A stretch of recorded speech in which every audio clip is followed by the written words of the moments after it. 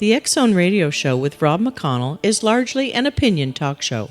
All opinions, comments, or statements of fact expressed by Rob McConnell's guests are strictly their own and are not to be construed as those of the X-Zone Radio Show or endorsed in any manner by Rob McConnell, Relmar McConnell Media Company, the X-Zone Broadcast Network, its affiliated networks, stations, employees, or advertisers.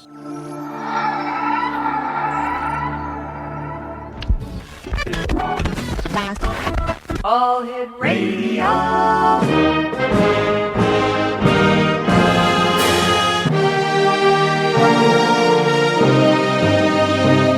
Welcome to the X-Zone, a place where fact is fiction and fiction is reality.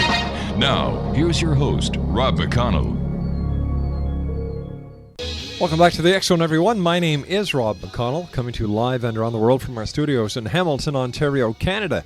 Now, Hamilton is smack dab on the shores of Lake Ontario between the beautiful city of Toronto and the infamous Niagara Falls, and we're smack dab in the middle of the Great Lakes Triangle. Now, the Great Lakes Triangle is just like the Bermuda Triangle, except we're 16 times smaller, and we're also on the agonic line like the big guys are. And, you know, there's been more ghost ships sighted, more sea monsters sighted, more UFOs sighted, more shipping lost, more people disappeared, lost in the Great Lakes Triangle than in the Bermuda Triangle.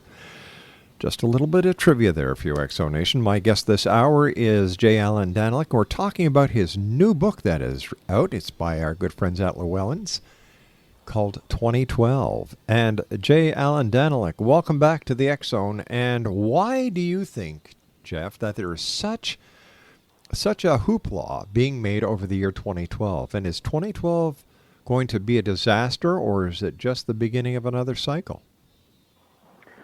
Well, hey, Rob, it's great to be on your show again. It's been a while. I know. I think that the hoopla is largely contrived. It's kind of like Y2K. How people got kind of carried away with that as the media became more aware of it and began to publicize it. It seems like it's attracted a lot of attention from people who have their own sort of takes on the end times and have just found this 2012 date to be a nice place to hang it. And so I think that's really a lot of it is contrived. Whether I think anything bad's going to happen in 2012 or not, I'm kind of the school of thought that believes that some bad things will probably happen that year, just like they do every year, and probably some good things too. But in terms of the end of the world, I'm not thinking so.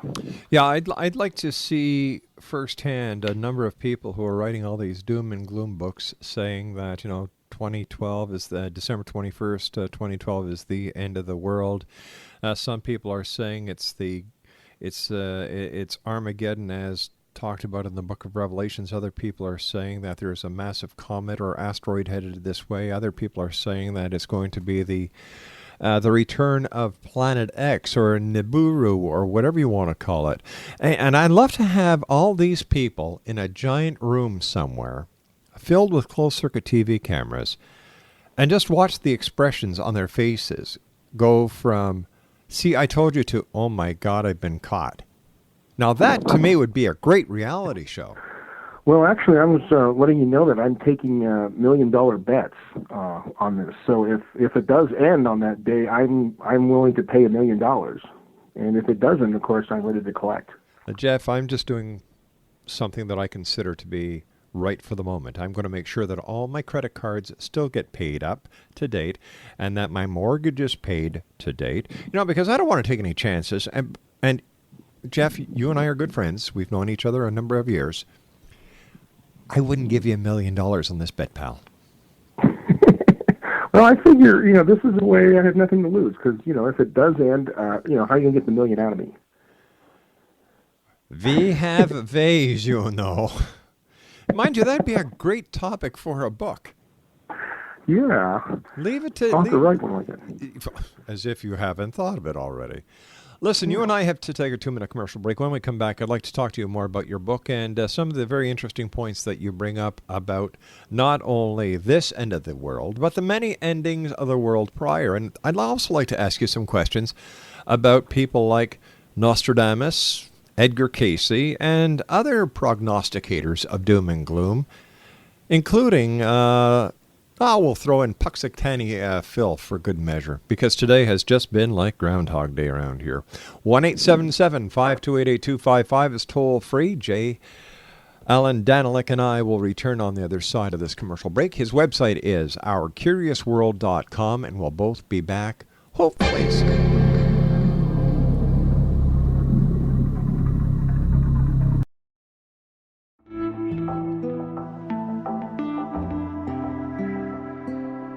Take a step back in time and discover old Florida cuisine at Marsh Landing Restaurant in Fellsmere. Enjoy delicacies such as frog legs, gator tail, catfish, and swamp cabbage, or enjoy the more traditional cuisine like hand-cut Angus steaks, ribs, and seafood. Join us for breakfast with a southern flair featuring sweet potato pancakes, biscuits and gravy, and much more. Planning a party? Marsh Landing's private dining room can accommodate groups from 8 to 80 people. While you're visiting, enjoy the historic pictures, artifacts, and stories that line the walls. Marsh Landing is truly a unique experience. Marsh Landing Restaurant, 44 North Broadway in historic Fellsmere, or visit marshlandingrestaurant.com. Marsh Landing, old Florida cuisine at its best.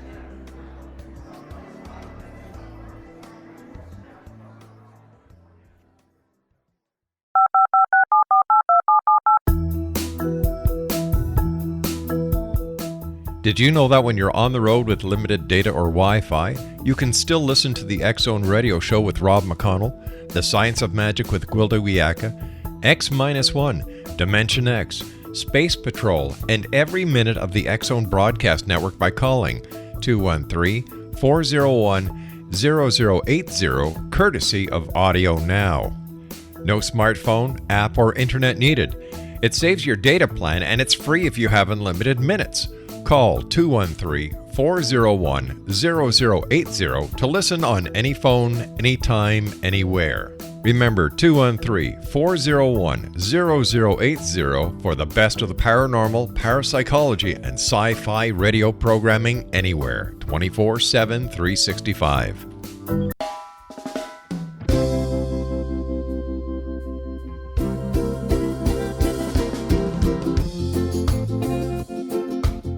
This is Johanna Carroll, host of Dialogue with Divinity on the X-Zone Broadcast Network. While walking along Kaanapali Beach in Maui this past year, I kept discovering all these shells and coral in the shape of hearts. My dialogue with Divinity was very simple. Do you want me to do a retreat to heal people's hearts in Maui next year? And of course, the answer was yes. As a master spiritual teacher, I am offering you a neat retreat called Rise, May 8th through the 12th, 2017, and the chance of a lifetime to rest at a 5-star resort for 5 days and experience a spiritual renewal of your heart and soul. Kaanapali is one of the top 5 beaches in the world. This stunning resort has undergone a $40 million renovation. I walked the entire property, checked out the room choices on your behalf, and I must say it is stunning. Our conference room faces the ocean with sliding glass doors. Maui is known as Mother Maui because it is a soft, gentle, healing energy. In the embrace of Mother Maui, you will feel yourself rising from the limitations of an ordinary life to an extraordinary journey of peace, bliss, and harmony. A greater sense of clarity. Our Rise retreat ignites renewal in the sacred elements of air, water, earth, fire, and wind. There's plenty of free time to enjoy all that Maui has to offer. A small deposit is required now to reserve your space, as this retreat, it will sell out. For more details, please go to johannacarroll.com and register today. Aloha, and I'll see you in mystical Maui.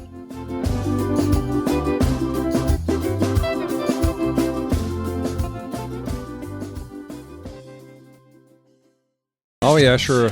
You've got those who want to change the world, and then you've got those who say the world's going to come to an end one way or another. The Mayan calendar predicts, or the Mayans have been misquoted, apparently, by people believing that the end of the Mayan calendar means the end of the world. I once had the opportunity of speaking to a Mayan elder, Jeff, and I said that, and he started laughing, and I felt like a total idiot.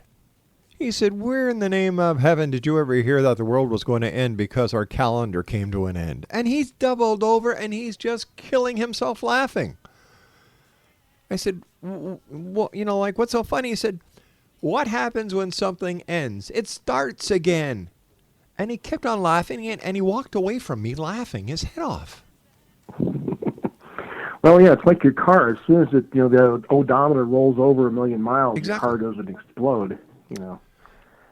Jeff, what was your inspiration for writing your book on 2012? Well, a couple of things. First of all, I was getting a little concerned about how afraid people were getting about this stuff. And I thought that, there's so many books out there telling you that the world's going to end. I thought I would come up with one that looked at prophecy a little bit more objectively in hopes of kind of calming people down a little bit. And the other part, I think, has to do with my background. When I was active in the fundamentalist churches because of Hal Lindsey. Yeah. And his end times prophecies, Late Great Planet Earth, back in the 70s. And then when that didn't come to fruition, I thought, this is a scam. And I think that people need to know about this just for their own safety, if nothing else. So that was kind of the two reasons I got into it. There is a website that has now been launched by NASA all about 2012. It's entitled 2012, Beginning of the End, or Why the World Won't End. And some of the other websites that have now come out after this, NASA also has another one under Astrobiology Institute, Nibiru and Doomsday 2012. Bad Astronomy has the Planet X Saga, the scientific arguments in a nutshell. And then even Sky and Telescope magazine has come out with 2012, The Great Scare. Well, yeah, I think they were getting probably inundated with so many requests for this stuff, that they had no choice but to put up a website and see if that didn't take care of most of the problem. Last week with the launch of the movie 2012, more people are talking about 2012 than ever before, except no one seems to know a little bit of trivia, but I know you know, that the same person who produced and directed Independence Day is the producer and director of 2012.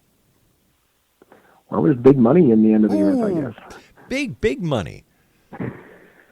But why are people so hyped about this, Jeff? Now you've been in the UFO field and surrounding genres for a number of years. Why has this one caught the masses?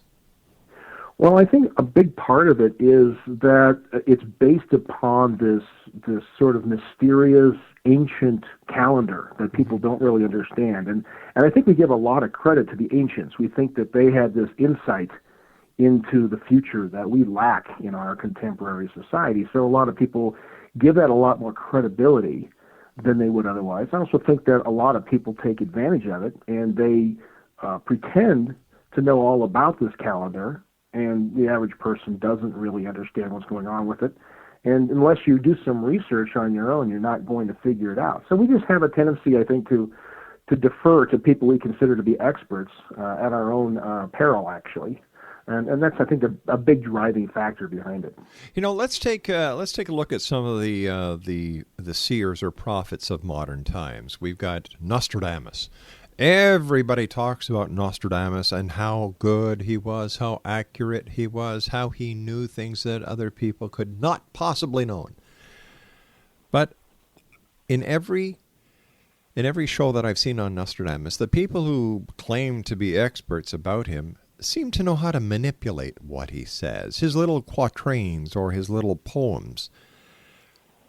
How they portray them can be portrayed so many different ways that the same quatrain can actually fit the similar patterns to 3 or 4, 5, 6, 7 different events. Well, that's the whole key to prophecy, is you have to make it obscure enough that it can fit almost any kind of contemporary situation you want to plug in there. And Nostradamus was a master at this. He wrote in a kind of a code sort of way. Right. to protect himself largely from disfavor from nobility, if you will, because he would kind of satire his own age. And a lot of people take these things and they say, aha, he's talking about our times, because we tend to see everything through the filter of the early 21st century. For example, in World War II, the Germans thought that Nostradamus' quatrains were talking about their imminent victory, and the Allies thought it was talking about their imminent defeat. And I guess both are right to a degree. I understand that Nostradamus made reference to a Histler, and that people actually said that Histler was Nostradamus's way of signifying Hitler. Well, because the names are so close, Hitler and Histler are just a couple letters different. A lot of people thought, this is a reference to Hitler. Actually, Histler was the medieval name for the Rhine or the Danube River. It's either the Rhine or the Danube. I think it's the Danube. And so it was kind of an ancient name for the river. So what he's really talking about is has nothing really to do with Hitler whatsoever. It just happened to be a coincidence that the names were that close together. So why do people think that Nostradamus is this great seer if basically it was his quatrains are based on present-day events with representations and similarities made thousands of years ago? Well, a lot of it is because the quatrains are so difficult to understand that if someone comes by and pretends to be an expert on them and tells you this is what it says, the average person doesn't know any different, and they'll go ahead and take their word for it and come away being impressed that Nostradamus got so many things right. How many things did Nostradamus actually get right, as far as you know, compared to his percentages of being wrong? Well, obviously, his percentage. Well, it's not that he was wrong. It's just that a lot of what he writes about, we have no idea what he's talking about. Okay. And none of these experts do it, so we don't know if he's right or wrong about some of these contemporary things he's writing about. I think the closest he got to a hit was a quatrain he wrote about the king being killed in a joust in 1559. And that actually, he'd say he was going to have his eye taken out from inside a golden cage, which was a reference to his helmet and things like this. And actually, King Henry II of France was killed in a jousting match shortly after he wrote that. So that's probably the closest that he ever got to being correct. And of course, it's not that amazing when you consider that King Henry enjoyed jousting, and he did it quite often. It was only a matter of time before he had a rather nasty accident. So it may be prophetic. It may have just been a really good guess. He may have been referring to some other king. I don't know, but that's the closest he's ever come to being right. Okay, let's take a look at Edgar Cayce, the sleeping prophet. Now, a lot of people once again give Edgar Cayce a lot of kudos, and yet, what do we know about him besides the fact that he came up with some rather amazing stuff while he was asleep and. What's his story? Well, Cayce was actually more or less known as he was called the sleeping prophet. He would talk about people's illnesses. People would come to him and say, I've got this pain in my leg that I've had for years. And he would go into this trance and he would tell them, he would diagnose it basically from the trance. And often these turned out to be really, fairly accurate. Later on in his other readings, he started talking about future events. He started talking about reincarnation and Atlantis and things like that. Right. And that's what we kind of remember him for, more than these prognostications about health issues.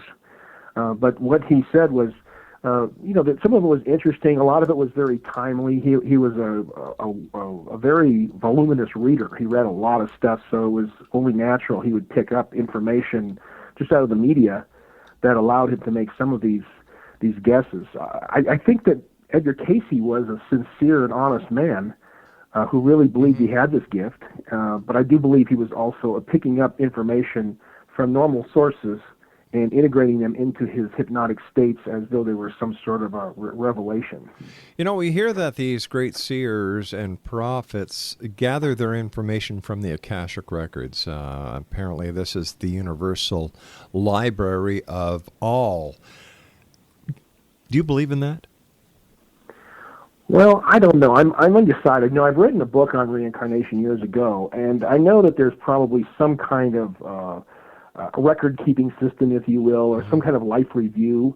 If you want to call it the Akashic Records, that's probably as good a name as anything else. If it helps you understand, then it's probably useful.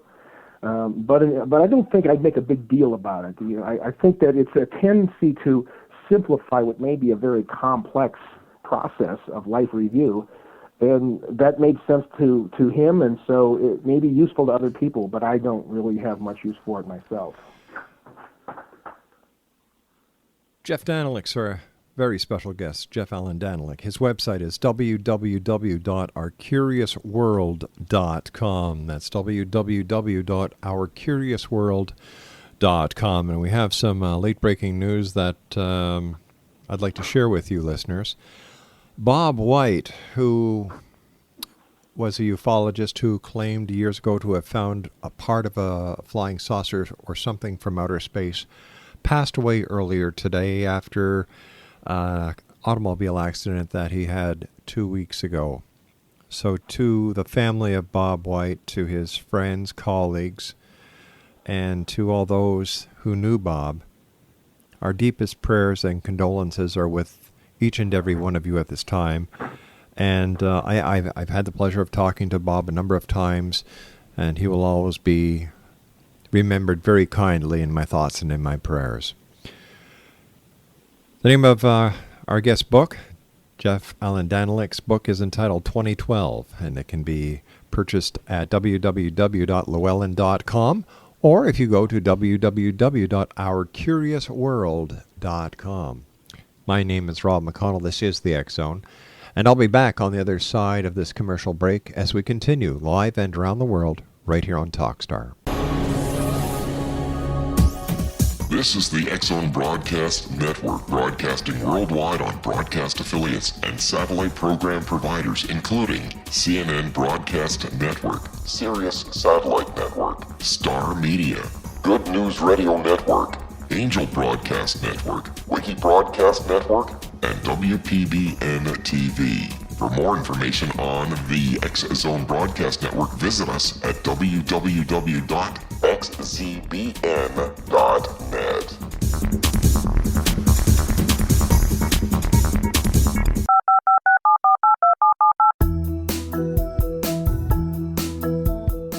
Did you know that when you're on the road with limited data or Wi-Fi, you can still listen to the X Zone Radio Show with Rob McConnell, The Science of Magic with Gwilda Wiyaka, X-1, Dimension X, Space Patrol, and every minute of the X Zone Broadcast Network by calling 213-401-0080, courtesy of Audio Now. No smartphone, app, or internet needed. It saves your data plan, and it's free if you have unlimited minutes. Call 213-401-0080 to listen on any phone, anytime, anywhere. Remember, 213-401-0080 for the best of the paranormal, parapsychology, and sci-fi radio programming anywhere, 24/7, 365. Welcome back to the X Zone. My special guest this hour is Jeff Allan Danelek. His website is www.ourcuriousworld.com. Jeff has another brand new spanking book out. It's called 2012. It's published by our good friends at Llewellyn's. And once again, his website is www.ourcuriousworld.com.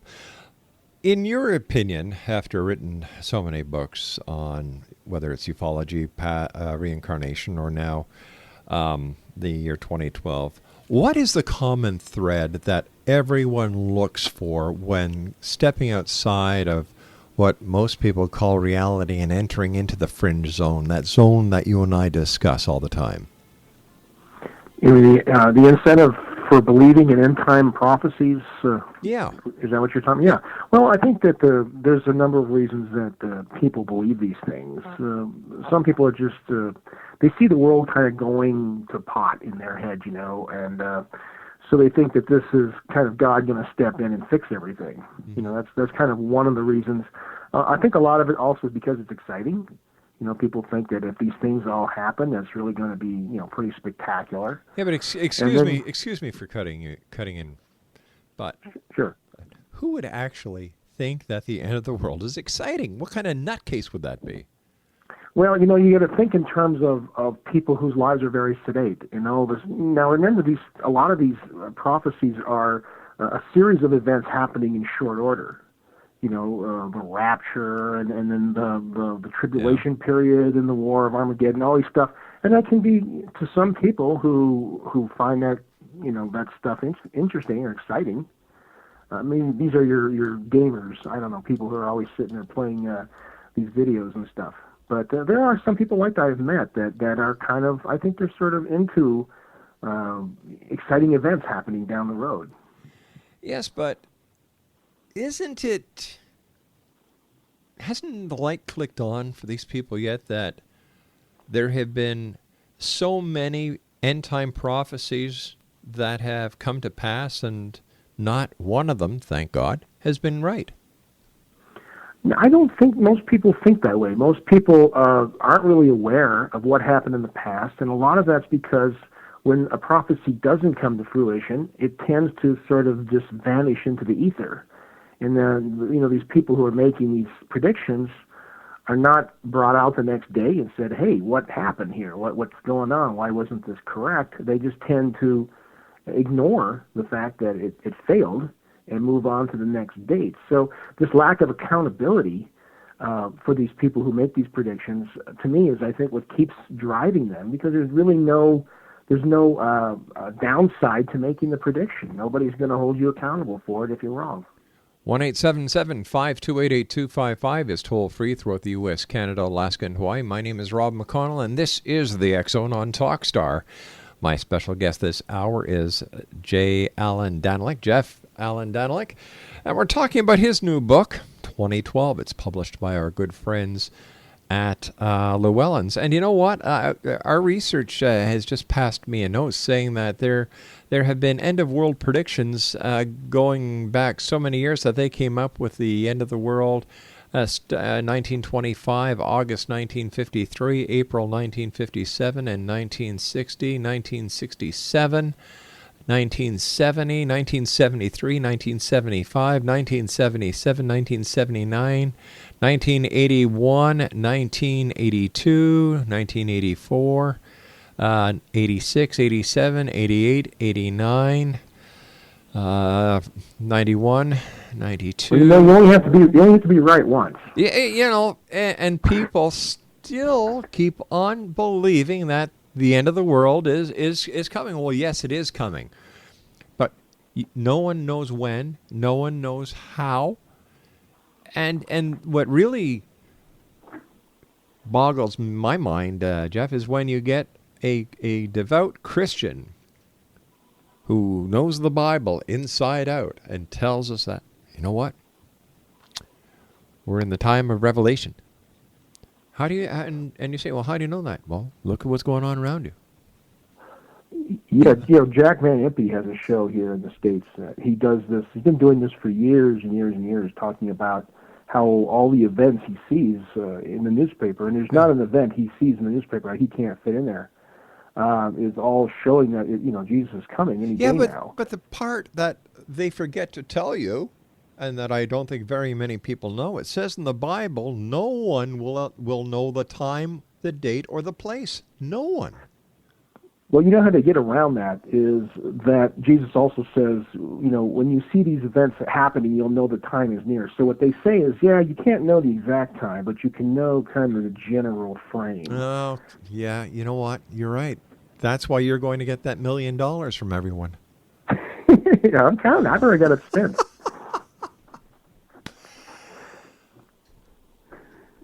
What has been the most ironic end of the world prediction that you've come across in doing research for your book? Oh, ironic? Oh, boy, I don't really know what I would call ironic. I guess the thing I found most surprising was that a lot of scientists seem to get on board with these. Because I've been watching, on TV, on Discovery History Channel, they have these specials on the disaster of the week.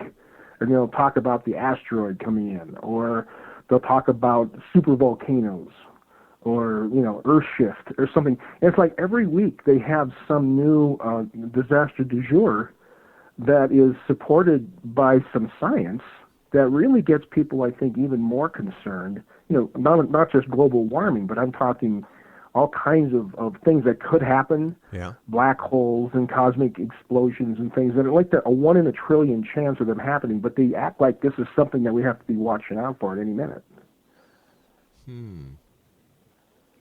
It's pretty bad when people like NASA have to actually get involved in an end-time prediction, because I'm sure that this isn't what we're spending money on space exploration for, is the end of the world investigation by our space agency. Well, my guess is that probably some junior engineer got tasked with it, and so he got stuck for that. When you meet people on your meet and greets, as authors do, what is the main question that you get asked about 2012? Well, obviously they just say, is it really going to happen? Did the Mayans really predict this? Mm-hmm. And the thing that's frustrating is that people could actually go to their internet and pull up Mayan calendar, and they can read all about it themselves. Yes, but you're an expert. You're an expert. Yeah. Well, I suppose if calling up and doing some research around the internet makes me an expert, I guess so. But it doesn't. I mean, anybody can become one. Oh, sure. If they take about a half an hour. Oh, sure. And you want people to give you $1 million after that? Ha! Forget it. No, but that's the thing, is they just really want to know how real this is. And there's often a lot of fear, especially from young people, because they really do worry about the future, whether they're going to see their 30th birthday and stuff. And it's kind of sad. You just got to sit there and say, look, just live your life, each day at a time, and if every day's a gift, and you'll be fine. I was just browsing through the NASA website before you and I started chatting, and I thought you'd get a kick out of this. It's questions and answers, right? When one question is, does the Mayan calendar end in December 2012? And here's NASA's answer, all right? Just as the calendar you have on your kitchen wall does not cease to exist after December 31st, the Mayan calendar does not cease to exist on December 21st, 2012. The date is the end of the Mayan long count period, but then, just as your calendar begins again on January the 1st, another long count period begins for the Mayan calendars. Yep, that's exactly right. Yeah. That's all there is to it, and if people understood that, it would take a lot of the 2012 mystery out. But the problem is, at this point, it's gotten so embellished with other people making end-time predictions around it, that even if you convince people that the Mayans did not predict the end, there are other people out there who have already convinced you in other areas. So just, debunking one thing won't fix the problem. It's kind of a whole big area that needs to be fixed. Exactly, because we're just not now talking about the Mayan calendar. And by the way, according to Travel Resource, trips to the Mayan temples are up 276%. Yeah, I'm not at all surprised. Wow. People are into this stuff. Talk about really marketing. Good. Whoa. But you see, we're just not talking about the Mayan calendar here. We're talking about Nibiru. We're talking about Planet X. We're talking about the solar storms. We're talking about the poles reversing. That was interesting. They have everything. I went to see 2012 this weekend. Oh, how was it? Their premise was that it was a solar flare that was basically going to destroy the Earth. And the way they did it was very bizarre, but that was what their contention was. All right, on a scale of 1 to 10, 1 being the lowest, 10 being the highest, what would you rate it as? Well, in terms of entertainment, probably about a 6 or a 7. In terms of science, about a 1 or a 2 maybe. But, I mean, it's an entertaining movie. Yeah. but it's just not very scientific. By the way, X-Zone Nation, Jeff was seen in the lobby selling his books in between the different showings of it. Yeah, it was kind though. Well, there you go. You see, and then you complain when one of your fans has the audacity to ask you what 2012 is all about, or is what buying calendars about. Jeff, that wasn't very nice. I never complain. I just thank them very profusely. Oh, I know. I was just kidding with you, pal. Yeah, I know. Nibiru, do you give any credence to the possibility of that outer planet that affects that makes a visit once in a while, as Sitchin talks about this ancient, giant-sized planet? Yeah, I read this book of his when he first introduced this theory a number of years ago, and I got through this thing, and I thought, my goodness, I mean, where does he get this from? You know, it's so speculative. He's got nothing at all to support it. You know, it's a little bit of like Eric von Däniken stuff, where we were visited by ancient aliens, and he just took these from being aliens from another solar system and just put them on our solar system, and gave this planet a name. And I don't know. I think that a lot of these things have been out there for a while, and people have been interested in it. But when 2012 came along, they were able to tie it all together, and that's what gave these things kind of a renewed emphasis.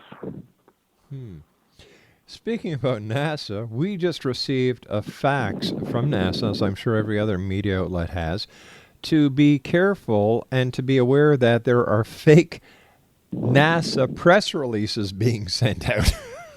Give me a break. I am never surprised at the cleverness of hoaxers. Now, why would somebody use a fax as a fake press release when all you have to do is trace the number back and find out who the Gomer Pyle is that's sending these faxes out?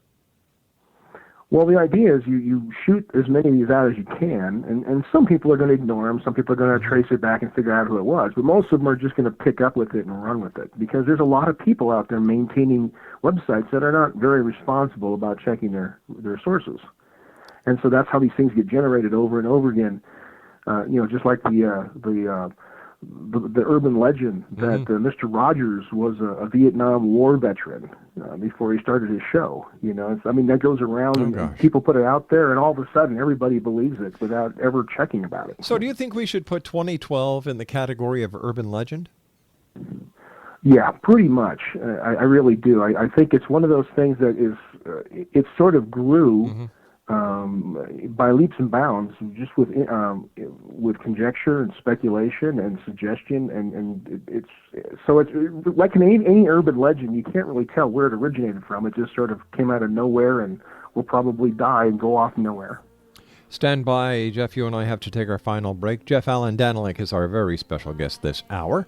www.ourcuriousworld.com, the name of his new book, 2012. Jeff and I will be back on the other side of this commercial break as the X-Zone continues, right here live and around the world on the Talkstar Radio Network from our studios in beautiful Hamilton, Ontario, Canada. 1-877-528-8255 is toll-free, and I always welcome your emails, whether you're a fake from NASA or not, to xzone@talkstarradio.com. We'll be back. Don't go away. This is the X-Zone Broadcast Network, broadcasting worldwide on broadcast affiliates and satellite program providers, including CNN Broadcast Network, Sirius Satellite Network, Star Media, Good News Radio Network, Angel Broadcast Network, Wiki Broadcast Network, and WPBN TV. For more information on the X-Zone Broadcast Network, visit us at www.xzbn.net.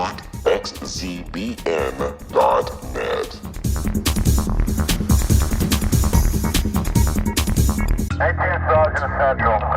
19 Sergeant, check. Officers on the scene. Hi, I'm Larry Lawson, host of Paranormal Stakeout. With over 36 years in law enforcement, I have learned a few things. The most important is the proper gathering and preservation of evidence is vital to putting the bad guy behind bars. It's no different in the world of paranormal investigation. Whether it's the search for the afterlife, cryptozoology, UFOs, and extraterrestrials, how we gather the evidence, preserve that evidence, and present it to a jury of our peers will make the ultimate difference in proving the existence of worlds and entities that are beyond our imagination. Join me, Larry Lawson, every week on Paranormal Stakeout when, along with my guests, we'll take a journey to prove with indisputable evidence what man has struggled to believe for centuries. Go to xzbn.net for the broadcast schedule and check me out at paranormalstakeout.com.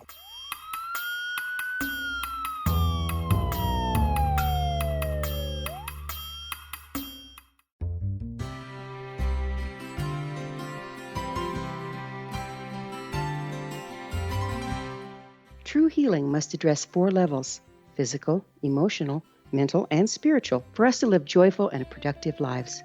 We tend to treat 3 of the 4, leaving the spiritual languishing.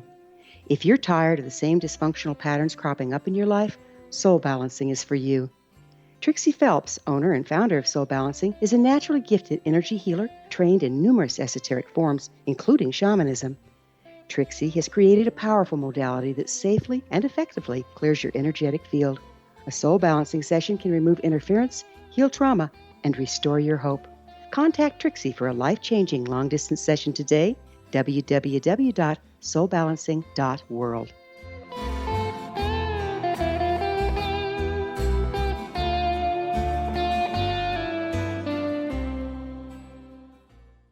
Jeff Allan, Danelek's my special guest this hour, X-Zone. His new book, 2012, is out. It's published by the good people at Llewellyn's. His website is www.ourcuriousworld.com. That's www.ourcuriousworld.com. And once again, the name of the book is 2012. During the commercial break, you and I were briefly comparing notes pertaining to 2012 and to Y2K. You know, I one of the calls I remember most vividly about the Y2K time was an elderly lady who called me up. She must have been past 80 years old, and she was a twin. Her and her sister lived together. And she was called up crying because she couldn't afford to buy any more of the frozen food that they would need to survive after Y2K. You know, they had already cashed in all their bonds and bought this, that, and the other thing. And you know, my heart goes out to these kind of people, these people who get taken in by by members of the media who for their own needs push the envelope a little bit further than they should. Jeff, what would you like to tell the listeners around the world right now about 2012? I would just urge them to, to take a deep breath and look at the history of prophecies like this and recognize the fact that this is a big business, that people enjoy doing this. They don't realize that this impacts people on a very personal level.